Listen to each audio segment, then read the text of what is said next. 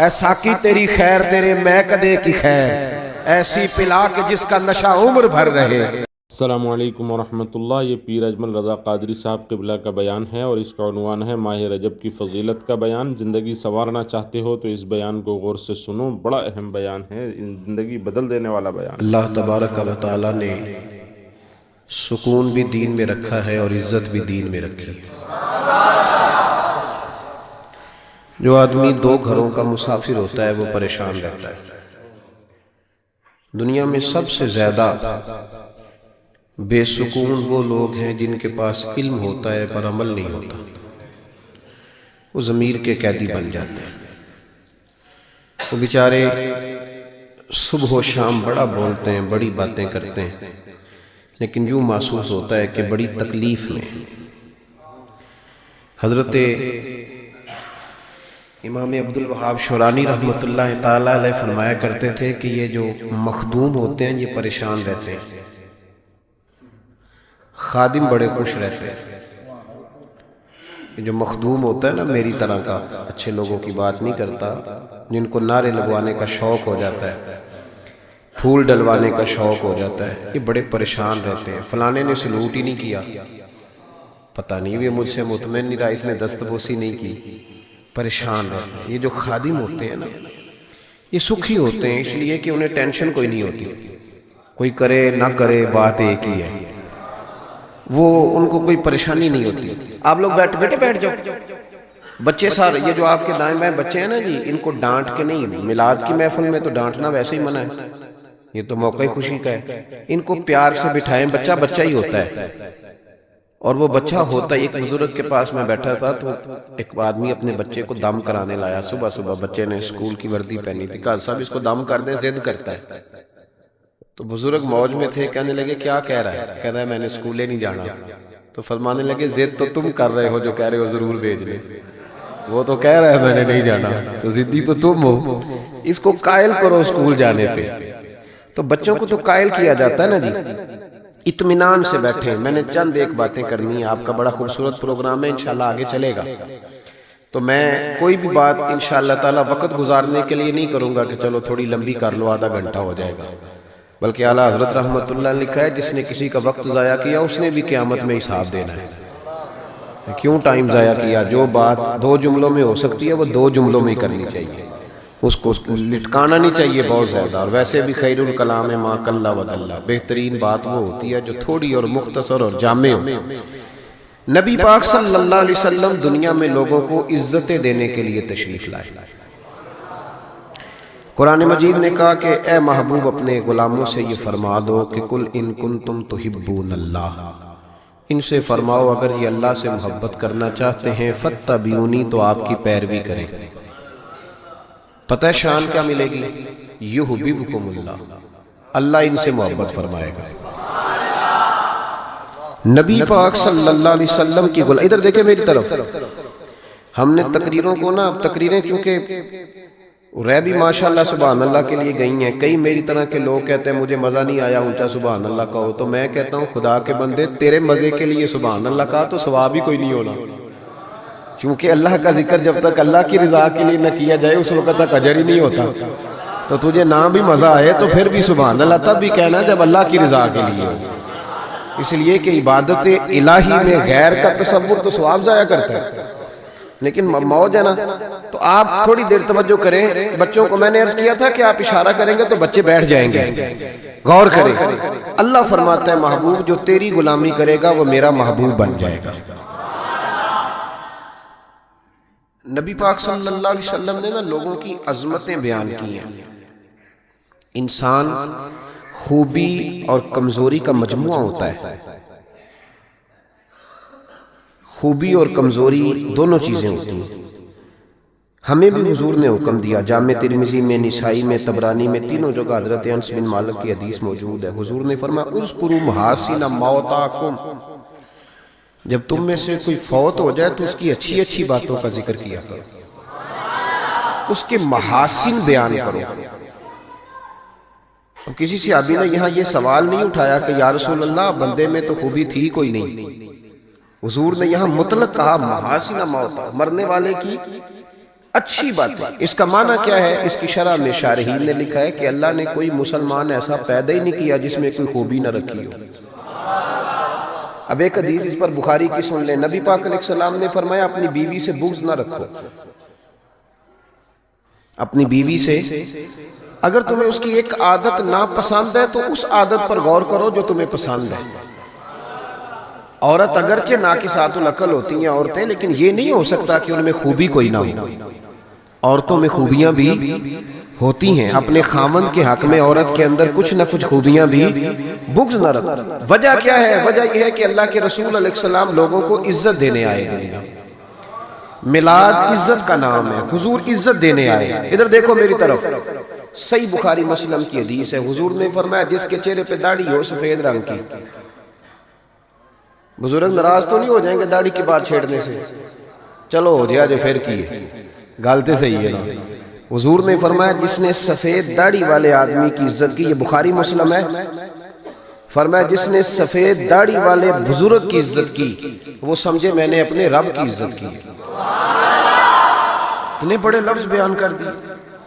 اور ترمذی شریف کے لفظ یوں ہیں، محبوب پاک علیہ السلام نے فرمایا جب سفید داڑھی والا بندہ قبر میں جاتا ہے، اللہ کرے نا ہمیں داڑھی کی توفیق بھی ملے، ہم نے تو قسم اٹھا لی ہے، کہتے ہیں جب تک نیک نہیں ہونا تب تک داڑھی نہیں رکھنی، تو میں کہتا ہوں تو یہ والی قسم اٹھانا جب تک نیک نہیں ہونا روٹی نہیں کھانی۔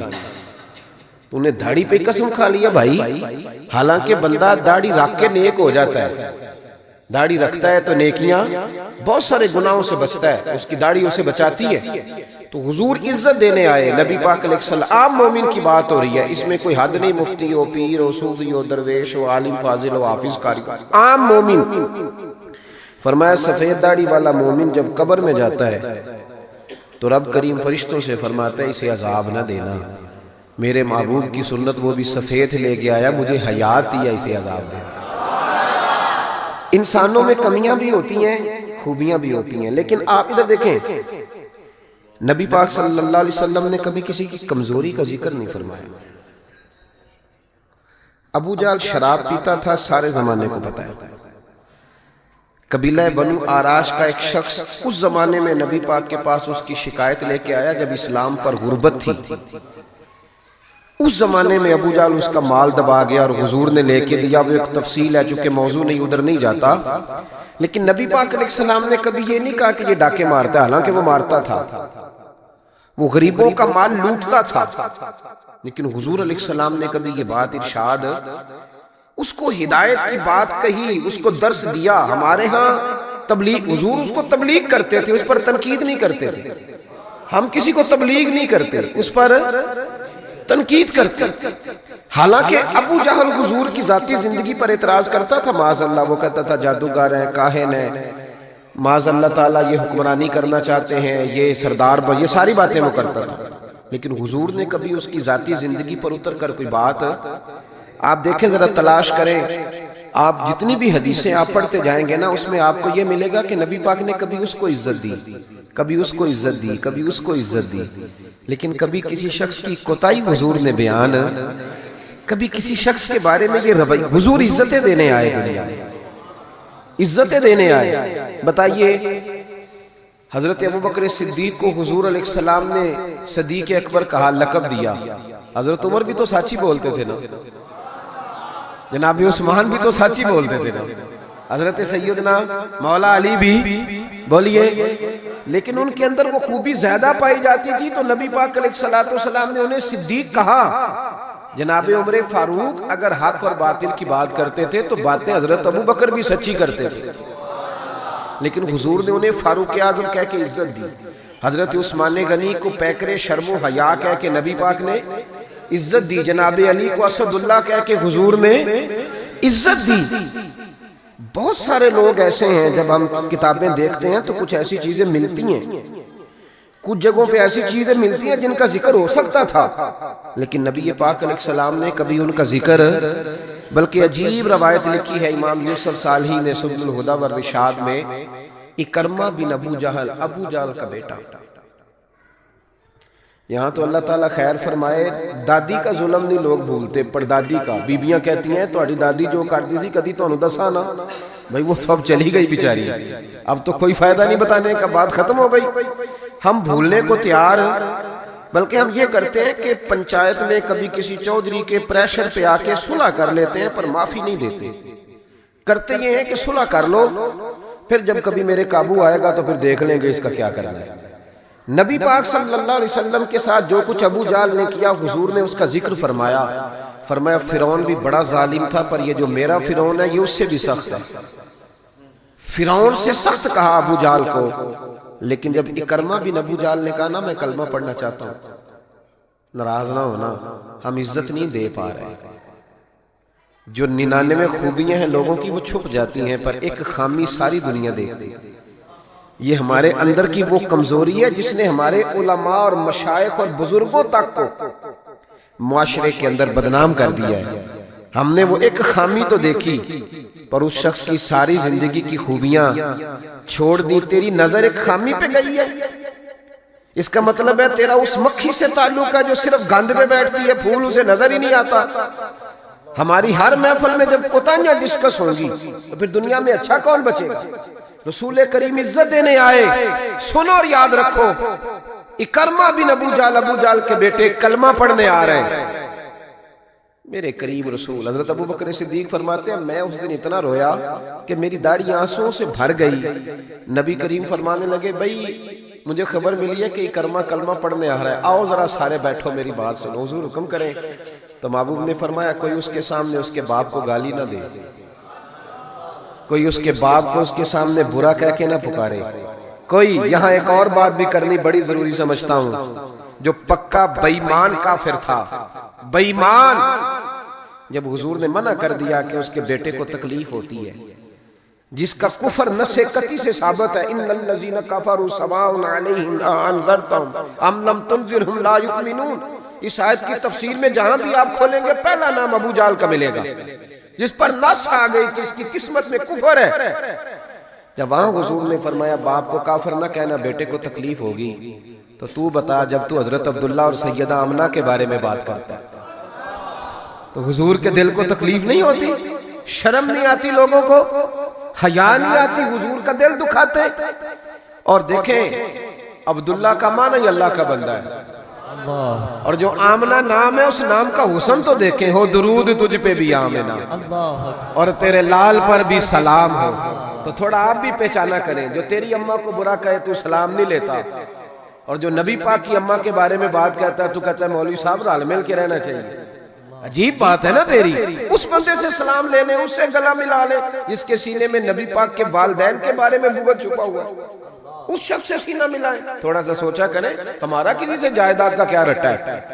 تو یاد رکھیں اکرمہ جب آ رہے تھے تو نبی کریم علیہ السلام نے فرمایا کوئی اسے اس کے باپ کو اس کے سامنے برا نہ کہے۔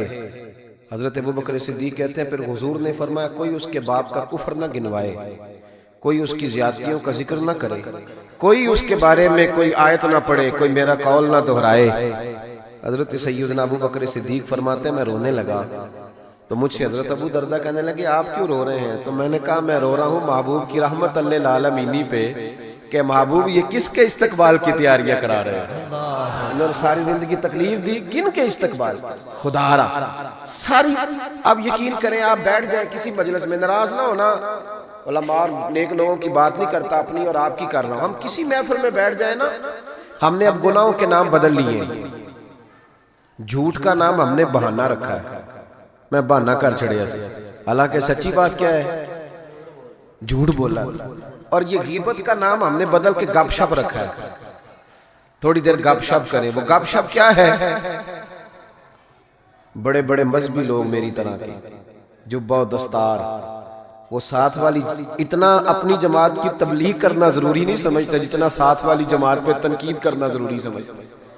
یوں لگ رہا جیسے مقابلہ چل رہا ہے مذہبی لوگوں کا آپس میں، ہر آنے والے کو اور ہر ملنے والے کو اور ہر جس آدمی کا نام ہے اس کی کوئی نہ کوئی کوتاہی تلاش کر کے رکھنا ہمارا وتیرہ بن گیا ہے۔ اس مزاج کو بدلنا پڑے گا، جب یہ مزاج بدلے گا تو معاشرے میں حسن پیدا ہوگا۔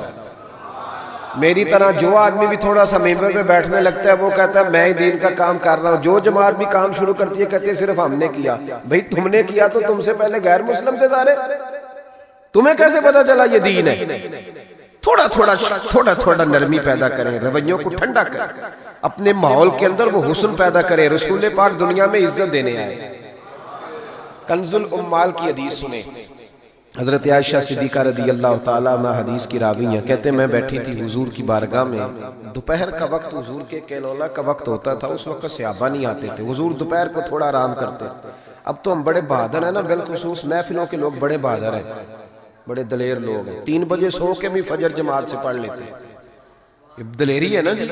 حالانکہ بڑا مشکل ہوتا ہے 1-2 بجے سو کے سویرے فجر کی نماز ہے, لیکن میں دلیر سمجھتا ہوں کہ جو بندہ 2 بجے سوئے پھر فجر پڑھ لے, یہ اس کی دلیری ہے. یا پھر شب زندہ دار ہوتے ہوں گے, ساری رات جاگتے ہوں گے, یہی ہو سکتا ہے. نبی کریم علیہ السلام عشاء کے بعد سو جاتے تھے اور پسند کرتے تھے عشاء کے بعد سونا. فجر میں حضور تہجد کے وقت بیدار ہوتے تھے. تہجد پڑھنا حضور کی دائمہ اور متواترہ سنت ہے. دعا کرو میلاد کی محفلوں میں تہجد کے فضائل بھی بیان ہونے شروع ہو جائیں. آمین تو کہہ دو. یہ بھی نبی پاک کی سنت ہے. مٹھائی کھانا صرف حضور کی سنت نہیں, تہجد کی نماز دائمہ متواترہ سنت ہے نبی پاک علیہ السلام, ہمیشہ پڑھی نبی کریم.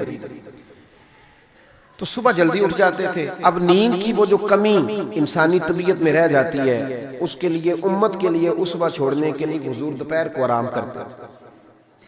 حضرت عائشہ صدیقہ رضی اللہ تعالیٰ عنہ فرماتے ہیں اس وقت بالعموم صحابہ نہیں ملنے آیا کرتے. سمجھ آ رہی ہے میری باتوں؟ صحابہ اس وقت ملنے نہیں آتے تھے, ان کو پتا تھا یہ حضور کے آرام کا وقت ہے. کہتے ہیں ایک بوڑھی خاتون ایک دن آ گئی دوپہر کو. عام روٹین میں لوگ نہیں آتے تھے. وہ آئی, اس کے ہاتھ میں چھڑی تھی, لاٹھی پکڑی تھی. اس نے دروازے پہ دستک دی. جب میں نے پوچھا کون ہے تو وہ عورت بولی. توجہ کرنا بات, حضور آرام کر رہے تھے. کہتے ہیں وہ عورت جب بولی نا, اللہ کے محبوب چارپائی پہ اٹھ کے بیٹھ گئے. اس کی آواز کانوں سے ٹکرائی, حضور اٹھ کے بیٹھ گئے. دروازہ کھولا, وہ خاتون اندر آئی تو بڑی دنیا آتی تھی, پر جس انداز میں نبی پاک نے اس کا استقبال کیا ایسا کم ہوتا. حضور کھڑے ہو گئے, پھر محبوب پاک نے بٹھایا. پھر حضور علیہ السلام کی میں آنکھوں کا حسن اور روشنی دیکھ کے اندازہ کر رہی تھی کہ اس کے آنے سے حضور بڑے ہی زیادہ خوش ہیں. نبی پاک بڑے خوش ہیں. اللہ کے محبوب نے کھجوریں دی, سرکہ دیا. دیر تک حضور ان کی باتیں سنتے رہے. حضرت عائشہ صدیقہ کہتی ہے محب ہو کے محبوب نے, کنز الامال میں حدیث موجود ہے, محب ہو کے محبوب نے باتیں سنی, تسلی سے باتیں سنی, خوش ہو کے سنی. 2 قسم کے مہمان آتے ہیں نا. ایک مہمان فون کرتا ہے تو بندہ کہتا ہے میں کوئی نہیں گھر پھر کبھی آنا. اور ایک مہمان ایسا ہوتا ہے جسے بندہ کہتا ہے اتنی بھی جلدی کیا ہے, ذرا ٹھہر جائے, تھوڑا رک جاؤ, چائے بن رہی ہے. کس میں ہوتی ہیں مہمانوں؟ کچھ مہمانوں سے دل لگا ہوتا ہے, دل کرتا ہے بیٹھے رہے, ذرا تھوڑا اور بیٹھے, یار تو نہ جایا کر, تو بیٹھا رہا کر. ہوتے ہیں کچھ لوگ. دیر تک نبی کریم علیہ السلام نے بات سنی. اور کیا بات ہے, جناب عائشہ صدیقہ کہتی ہیں دل حضور کا لگا, میں نے دیکھا تو میں بڑی مطمئن تھی. اس خاتون نے کہا کہ اب میں نے جانا ہے. لگ رہا تھا کہ حضور چاہتے ہیں ابھی رکے, لیکن اس نے جب کہا نہ جانا ہے تو حضور نے فرمایا ٹھیک ہے. جب وہ جانے لگی تو حضور نے تحائف جمع کی اور جناب بلال حبشی کو فرمایا ان کے ساتھ جاؤ اور چھوڑ کے آؤ. جناب عائشہ صدیقہ رضی اللہ تعالیٰ عنہ فرماتی ہیں پھر وہ دیکھیں حضور عزت کس طرح دیتے ہیں. کہتے ہیں وہ خاتون چلی گئی. میرا خیال تھا کہ حضور اب مسجد جائیں گے, جب رات کو آئیں گے نا بعد از عشاء تو پھر پوچھوں گی حضور یہ کون تھی. لیکن محبوب تو گئے نہیں, لیٹ گئے. میں اٹھ کے قدموں میں بیٹھی تو حضور کی مقدس آنکھیں کھلی ہوئی. میں نے عرض کی حضور یہ کون خاتون تھی, اور میں نے آپ کو تھوڑا انفرادی دلچسپی لیتے دیکھا, حضور کون تھی؟ جب میں نے پوچھا تو حضور کی آنکھوں میں آنسو چمکنے لگے. حضور اٹھ کے بیٹھے اور فرمانے لگے عائشہ یہ میری پہلی زوجہ خدیجہ الکبریٰ کی سہیلی تھی. یہ خدیجہ کی سہیلی تھی. اور فرمایا جب ہم مکے میں رہتے تھے تو یہ آیا کرتی تھی. خدیجہ اس کا پرتک پاک استقبال کرتی تھی, اسے کھجوریں کھلاتی تھی, دودھ پلاتی تھی, پھر یہ باتیں سناتی تھی تو خدیجہ اس کی باتوں کا جواب دیتی تھی. فرمایا آج اس کی آواز کانوں سے ٹکرائی ہے تو ساری یادیں پھر سے تازہ ہو گئی ہیں. فرمایا میں نے اس کے ساتھ وہی سلوک کرنا چاہا ہے جو فاطمہ کی اماں کرتی تھی. میں نے وہی عزت دینی چاہیے جو وہ دیتی تھی. اور حدیث کا آخری جملہ اتنا شاندار ہے کہ اس جملے کو یاد کر لے تو دستور بن جائے ہمارے لیے. محبوب نے فرمایا عائشہ حسن العہد من الایمان، تعلق اچھے طریقے سے نبھانا یہ بھی ایمان کا حصہ ہے. حسن العہد من الایمان، اچھے طریقے سے تعلقات نبھانا، وعدے نبھانا، عہد نبھانا یہ بھی ایمان کا حصہ ہے. بھائیو حضور نے عزت دی، نبی کریم نے وقار دیا. حضور ہر آنے والے کو عزت دیتے، احترام کرتے. ہمارے ہاں ایک بات چلتی ہے، میری طرح جو لوگ پیر کہلانے لگتے ہیں یا مولوی کہلاؤں، ان کا ایک بات چلتی ہے، کہتے ہیں میں کیسے جاؤں، میں تو کنواں ہوں تو پیاسے خود آئیں، میں خود جاؤں جا کے کسی کو. ہمارے ہاں اشتہار چھپتے ہیں، دروازہ دستک دے کے کوئی دعوت نہیں دیتا کہ آج محفل ہے آ جانا، یہ رواج نہیں ہے ہمارا. حالانکہ اشتہار چھپانا تو بدعت ہے. چلو بدعت ہنسنا کر لیں، یہ الگ بات ہے کہ اس والی بدعت پر مولوی کوئی نہیں بولے گا چونکہ سب کے نام لکھے ہوتے ہیں نا، ان کے بھی لکھے ہوتے ہیں، لہذا اس بدعت کا ذکر نہیں کرتے. حالانکہ حضور کے زمانے میں اشتہار، صحیح بات کہہ رہا ہوں، اس کا نام نہیں لیں گے چونکہ ان کا بھی موٹا کر کے لکھا ہوتا ہے نا اشتہار پہ نام، تو فائدہ ہے، اس کا ذکر نہیں کریں گے. اشتہار چھاپنا تو بدعت ہے، چلے بدعت ہنسنا صحیح، دروازے پہ جا کے دین کا پیغام دینا یہ تو حضور کی سنت ہے. لیکن وہ شان میں کمی آتی ہے نا، وہ کیسے کو جائے. کہتے ہیں جی ہم جناب کنویں ہیں تو پیاسے خود آئیں. تو نبی پاک نے تو یہ فلسفہ نہیں بیان کیا. حضور تو طائف چلے گئے تھے، حضور تو تبوک چلے گئے تھے. نبی پاک سے بڑا کنواں بھی کوئی ہو سکتا ہے. اے ساقی تیری خیر تیرے میں کدے کی خیر، ایسی پلا کہ جس کا نشہ عمر بھر رہے. ایسا بھی کنواں کوئی ہو سکتا ہے. لیکن موج ہے نا ہماری، ہم ان باتوں میں اڑ گئے. اس کا نقصان یہ ہوا ہے کہ وہ جس کا شوق ہوتا ہے وہ تو آ جاتا ہے، لیکن سب کا شوق نہیں ہوتا. کچھ کا شوق بنانا بھی پڑتا ہے، اس کے دروازے پہ جانا بھی پڑتا ہے. تو نبی رحمت سید عالم صلی اللہ تعالی علیہ وآلہ وسلم لوگوں کو عزت دیتے، حضور وقار دیتے، آنے والے کا اکرام کرتے. حضرت ابوبکر صدیق رضی اللہ تعالیٰ عنہ فرماتے ہیں مجھے ایک بڑا دکھ تھا، میرے بچے بھی مسلمان تھے، پوتے بھی مسلمان تھے، نواسے بھی حضرت صدیق اکبر کے جناب عبداللہ ابن زبیر سے آبی ہوئے، نواسے تھے. فرماتے ہیں کہ میری ساری نسل مسلمان تھی، دل کرتا تھا میرے ابا جی بھی کلمہ پڑھ جائیں. ان کا نام تھا ابو قحافہ، وہ کلمہ نہیں پڑھتے تھے اور آنکھوں سے نابینا تھے. اور باپ ہی ہوتا ہے نا. جس دن حضرت ابوبکر صدیق رضی اللہ تعالیٰ عنہ ہجرت کے وقت آئے ہیں نا، تو کہتے ہیں گھر کے اندر ایک چھوٹا سا گڑا بنایا ہوا تھا، ٹویا، اس میں اشرفیاں دینار رکھتے تھے اور اوپر میں کوئی موٹا کپڑا ڈال دیتا تھا. فرماتے ہیں جس دن میں نکلنے لگا تو میرے پاس بہت زیادہ پیسے تھے، میں نے سارے نکال لیے اور چھوٹے چھوٹے روڑے ڈال دیے. اوپر میں نے اسی طرح بوریا ڈال دیا اور جناب اسماء سے کہا کہ ابا جی نے پوچھا نا کہ ابو بکر سارے پیسے تو نہیں لے گیا. دادے پوتیوں کے بھی بڑے سگے ہوتے ہیں نا، پوتریاں بھی کچھ چھڑے ہے کہ سارے لے گیا. پوچھا نا سارے تو نہیں لے گیا. تو تم چپ رہنا، وہ خود اٹھ کے جائیں گے نا تو اوپر ہاتھ لگائیں گے تو ان کو احساس ہوگا پیسے ادھر ہی ہے. حکمت ہے. اتنا وہ خیال کرتے تھے لیکن کلمہ نہیں پڑھتے تھے. حضرت ابوبکر صدیق کہتے ہیں میرا بڑا دل کرتا تھا وہ کلمہ پڑھے. ایک دن وہ بول ہی پڑے ہجرت مدینہ کے بعد، کہنے لگے ابو بکر میں مان گیا ہوں تیرے رسول واقعی سچے، چل یار مجھے لے چل میں بھی مصطفیٰ کا کلمہ پڑھا. حضرت ابو بکر فرماتے ہیں میری تو عید بن گئی کہ میرا تو گھر بن گیا نا. اب میرے ابا جی بھی وہاں آ گئے جہاں سارا گھرانہ کھڑا تھا. کہا کلمہ پڑھنا چلو. کہتے میں نے اپنے والد کا ہاتھ پکڑا رہا، جس طرح پکڑا مجھے مزہ آ گیا. سنو اور یاد رکھنا ہمارے لیے تو مشکل ہو گیا ہے، ہم عزت لینے کے قائل ہیں دینے کے نہیں. کہتے ہیں جب میں مسجد نبوی میں حضور کو لے کے آیا، اپنے والد کو لے کے آیا نا حضور کی بارگاہ میں، نبی کریم منبر پہ بیٹھے تھے، ابھی کلمہ پڑھا نہیں، پڑھنے آئے ہیں.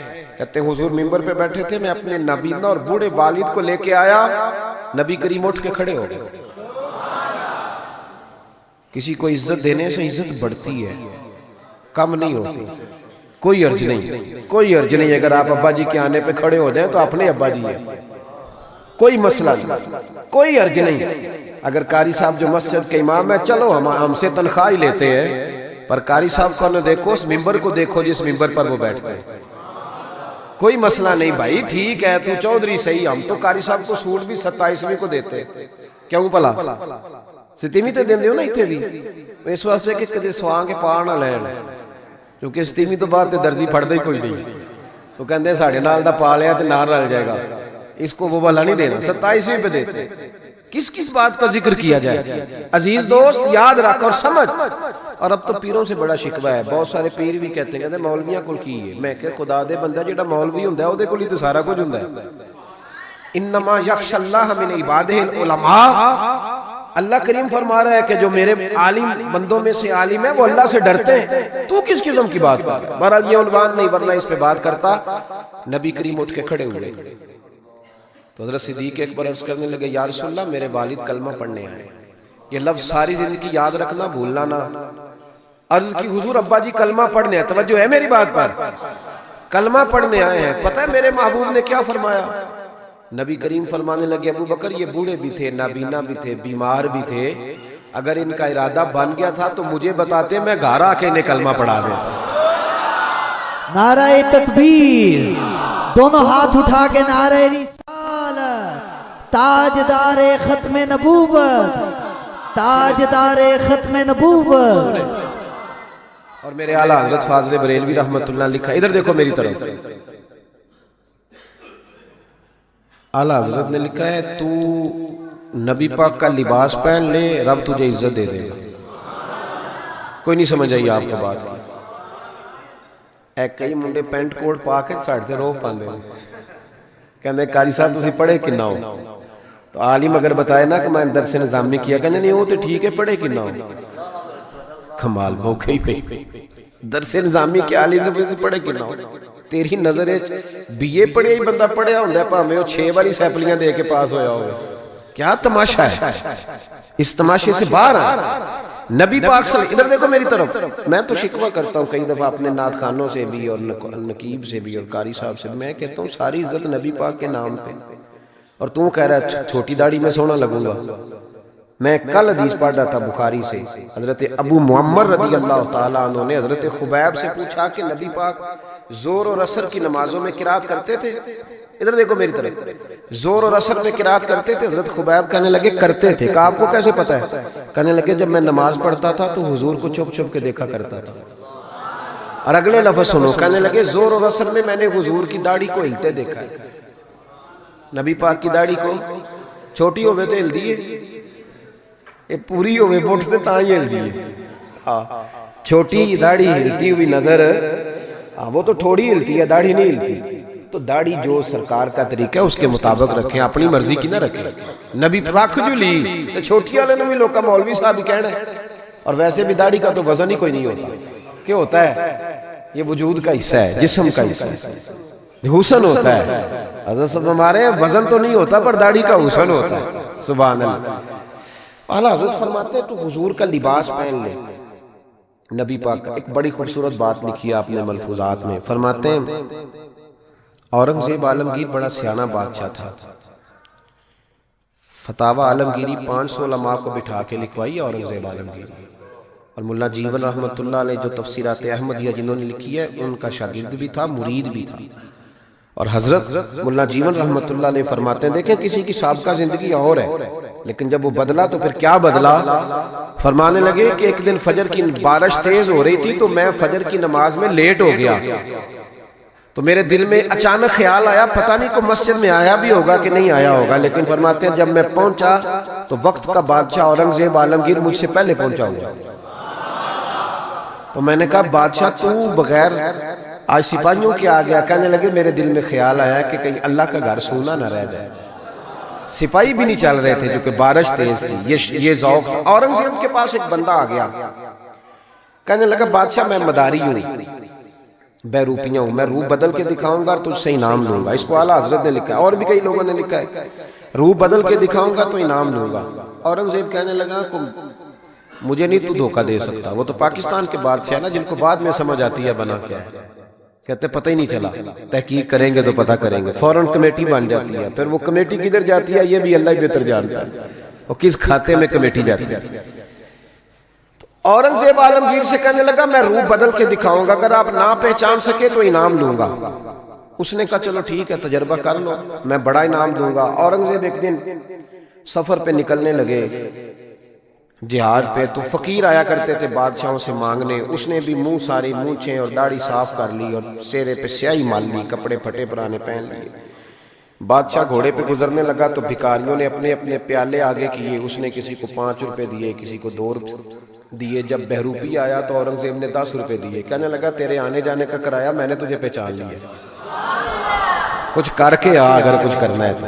تھوڑے دن کے بعد بادشاہ نے کہا کہ میں نے فوجی بھرتی کرنے ہیں، دوڑ لگانے والے لڑکے چاہیے۔ اس نے بھی ذرا مونچھیں بڑی کر لی اور لڑکوں کے بیچ دوڑ لگانے لگا۔ بادشاہ نے کہا وہ جو نوجوان دوڑ رہا ہے اسے بلاؤ۔ اس کو بلایا تو کہنے لگا یہ 10 روپے لے، تیرے آنے جانے کا کرایہ میں نے پہچان لیا۔ کچھ دنوں کے بعد بادشاہ نے کہا ٹیچر چاہیے بھرتی کرنے ہیں، تو اس نے بھی جناح کیپ پہن لی، سمجھ لے مثال دے رہا ہوں، اچکن شچکن شیروانی پہن لی، چھڑی پکڑ لی، مونچھیں بڑھا لی، آ گیا۔ 2-3 بندوں کا انٹرویو ہوا، اس کی باری آئی تو اورنگزیب کہنے لگے 10 روپے دے لے اور نکل جا، میں نے تجھے دلیل کیا ہے؟ حضور نے فرمایا اتقوا فراست المومن فإنه ينظر بنور اللہ، او کما قال نبی صلی اللہ علیہ وسلم، رواہ ترمذی۔ محبوب فرماتے ہیں مومن کی فراست قلبی سے ڈرو، وہ اللہ کے دیے ہوئے نور سے دیکھا کرتا ہے۔ بادشاہ پہچان لیتا۔ قصہ مختصر کے 2 سال بیت گئے، بس بات بھی سمیٹ رہا ہوں میں اپنے، 2 سال بیت گئے، 2 سال۔ بادشاہ ایک سفر پہ جا رہا تھا، فوج ساتھ تھی، 10,000 کا لشکر تھا۔ ایک پہاڑی کے پاس سے بادشاہ گزر رہا ہے تو بادشاہ نے دیکھا کہ ترچھی سی چٹان ہے، پہاڑی ہے، تو لوگ جا بھی رہے ہیں آ بھی رہے ہیں، یہاں کیا ہے؟ انہوں نے کہا جی ایک درویش بابا بیٹھا، لوگ دعائیں کراتے ہیں۔ پرانے سارے لوگ یہ اللہ والوں کو مانتے تھے، یہ ڈائریکٹ والے ابھی آئے ہیں، سارے اللہ والوں کو مانتے تھے۔ اورنگزیب عالمگیر کہنے لگا میں بھی اچھے کام جا رہا ہوں، میں بھی دعا نہ کرا لوں۔ بڑی بادشاہ آپ کو پتہ ہے نازک مزاج ہوتے ہیں، ہمارے ہاں تو پیر اور پیر زادے بھی بڑے نازک مزاج ہوتے ہیں۔ 6 لوگوں نے ٹیشو پیپر پکڑے ہوتے ہیں پیر صاحب کے بیٹے کے، 4 آدمیوں نے جوتے، پھر یہ شہزادہ کیسے جہاد کرے گا؟ اسی لیے اس کو تھوڑی سی گرمی لگتی ہے تو فٹافٹ مان جاتا ہے، کسی میدان میں کھڑا نہیں رہ سکتا، اس کے لیے مشکل ہوتا ہے۔ عام دام برسرے مطلب وہ بادشاہ بڑی مشکل سے، بوڑھا بھی ہو گیا، نازک مزاج بھی تھا، اوپر چڑھا پہاڑی پہ۔ جب اوپر گیا تو پوچھا جناب ملنا پیر صاحب سے، انہوں نے کہا لائن لگی ہوئی ہے، تو بھی لائن میں لگ جا۔ ہمارے پیر صاحب کا کوئی طریقہ نہیں، بادشاہ امیر غریب سارے لائن میں لگ کے ملتے ہیں۔ بادشاہ لائن میں لگ گیا، 50 آدمی کھڑے تھے، اب 50 کے بعد باری آئی، عطیات کی حالت میں بابا جی کے آگے بیٹھ گیا، بابا جی کا جبہ کبہ دستار، میں جہاد کے لیے جا رہا ہوں۔ بزرگوں نے ہاتھ اٹھائے، دعا مانگی، پھر 2-3 نصیحتیں بھی کر دیں کہ بیٹا دیکھنا اگر کسی وجہ سے خدا نہ خواستہ ناکامی ہوئی تو مایوس نہ ہونا، کامیابی ملی تو تکبر نہ کرنا، اور تھپکی دی۔ بادشاہ الٹے قدم جب غار سے نیچے اترا تو پلو جھاڑ کے کھڑا ہو گیا، کہنے لگا آج نہیں نہ پہچانا تو نے، لا میرا انعام، آج نہیں نہ پہچانا۔ بادشاہ کہنے لگا آج تو مروا دیا یار تو نے، کہاں میں چڑھا کہاں میں رکا، تھک گیا، گرمی کتنی ہے، بہرحال مزہ آیا، اورنگزیب کو دھوکہ دیا، مزہ تیرا پورا آیا، بتا تو کیا لے گا؟ ہیرے جو سب سے قیمتی ہوتے تھے نا وہ بادشاہ اپنے تاج میں لگوایا کرتے تھے۔ کہنے لگا وہ جو تیرے تاج میں ہیرے لگے ہیں نا وہ چاہیے۔ بادشاہ نے کہا یار تو نے اورنگزیب کو دھوکہ دیا، بات بہت بڑی ہے، وہی مل جائیں گے۔ اس نے تاج اتار کے بہروپیے کے قدموں میں رکھا اور کہنے لگا یہ تو نے مانگا ہے نا، میں جہاد سے واپس آتا ہوں تو دوبارہ آنا، اپنی مرضی سے بھی تجھے دوں گا، تو نے حد کر دی۔ جب اس نے دیا اور بادشاہ نے رخ پھیرا تو بہروپیے نے آواز دی، کہنے لگا بات سن یار۔ بادشاہ نے چہرہ بدلا تو کہنے لگا اپنا تاج لے جا، ضرورت نہیں۔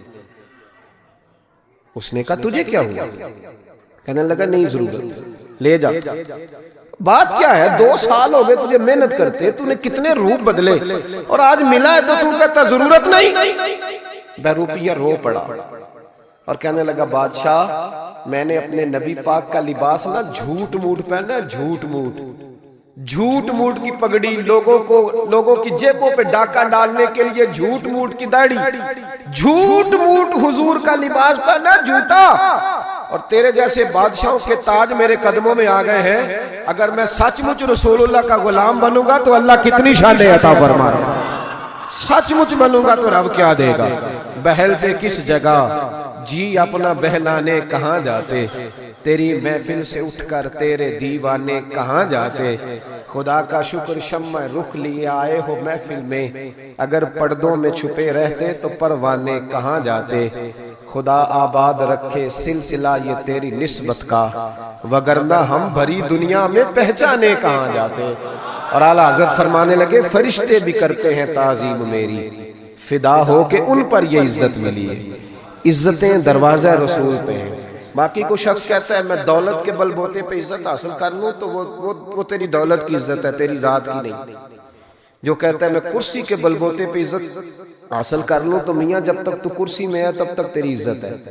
جو شخص کہتا ہے میں کسی کے 7 لاکھ کی عزت حاصل کر لوں تو اس کی ذاتی ایک عزت ذاتی ہے، وہ کون سی؟ جو رب رسول عطا کرتا ہے۔ اس عزت کی طرف سفر کریں، ان کے طریقے کے مطابق چلیں۔ میلاد شریف کا مہینہ آ رہا ہے، آج تو ویسے بھی 28 سفر ہے، حضرت سیدنا امام حسن رضی اللہ تعالیٰ عنہ کا یوم شہادت، ربیع الاول شریف آ رہا ہے۔ یکم ربیع الاول سے 12، ہمارے ہاں نا سب سے زیادہ کام ہوتا ہے بحث کرنے کا، بحث نہیں کرنی، کام کرنا ہے۔ جو پوچھے نا جھنڈیاں لگانی ہے کہ نہیں، ان سے کہو تو جھنڈیوں کی بات کرتا ہے، میرا تو دل کرتا ہے تاڑے توڑ کے چھت پہ لگا دو۔ یہ حضور کا میلاد ہے۔ سب سے زیادہ آپ نے یہ کرنا ہے کہ درود شریف کثرت سے پڑھنا، پڑھیں گے انشاءاللہ تعالی۔ نہیں وعدہ نہیں لے رہا، وعدہ نہیں، آپ نے اپنے لیے پڑھنا۔ تسبیح لے لیں، کوئی بندہ کہے نا دکھاوے کے لیے پڑھ رہا تو کیا یار ٹھیک ہے دکھاوے سے، تسبیح ہاتھ میں ہوتی ہے تو میرا تجربہ ہے کہ چلتی بھی رہتی ہے، آپ ہاتھ میں رکھیں تو انشاءاللہ چلے گی۔ تو کوئی کہے نا وہ بڑا بابا تسبیح کو ٹھیک ہے یار کوئی بات مجھے پڑھنے، ایک تو آپ نے یہ کام کرنا ہے۔ دوسرے نمبر پہ میلاد شریف کا جب لنگر پکانا ہے نا تو جو 50,000 چودھری دے اس کی صدارت نہیں رکھانی محفل میلاد پہ، جو محلے کے غریب لوگ ہیں انہیں فرنٹ سیٹ پہ بٹھانا ہے۔ ہماری محفل میلاد میں بھی جس کے ہاتھ میں نوٹوں کی دتھی ہوتی ہے اس کا سارا کچھ ہوتا ہے، غریب میلاد کی محفل میں بھی پیچھے بیٹھتا ہے، جن کے کپڑے میلے انہیں آگے بٹھاؤ تاکہ پتہ چلے کہ نبی پاک ان لوگوں کو عزت دینے تشریف لائے۔ اور جب آپ چاول تقسیم کریں نا تو جو چودھری صاحب ہوتے ہیں وہ علماء کے ساتھ کھانا کھا رہے ہوتے ہیں اندر، اور غریب کہتے ہیں اوے تو 2 شاپر لے گئے ہیں، مہربانی کریں غریبوں کو بٹھا کے لنگر دیں، اور ہو سکے تو ان کے گھروں میں پہنچا کے کوشش فرمائیں میلاد میں عزت دیں۔ اور تیسری بات، نبی پاک نے سب سے زیادہ بیٹیوں کی بات کی ہے۔ میرا مشورہ ہے کہ چھوٹی بڑی عید بے شک بیٹی کو نہ دیا کرو، عید میلاد پہ جوڑا ضرور دیا کرو بیٹی، عید میلاد پہ جوڑا دیا کرو۔ اور بھائیو یاد رکھو اپنی بیوی کو بندہ لاکھ روپیہ بھی دے تو وہ اتنی تعریف نہیں کرتی، وہ کہتی ہے سارا زمانہ دیتا ہے۔ بہن کو بندہ 600 کا جوڑا دیا ہے نا کبھی جا تو وہ رو کے قبول کرتی ہے اور کہتی ہے میرا بھائی بڑا نیک ہے، میرا خیال کرتا ہے۔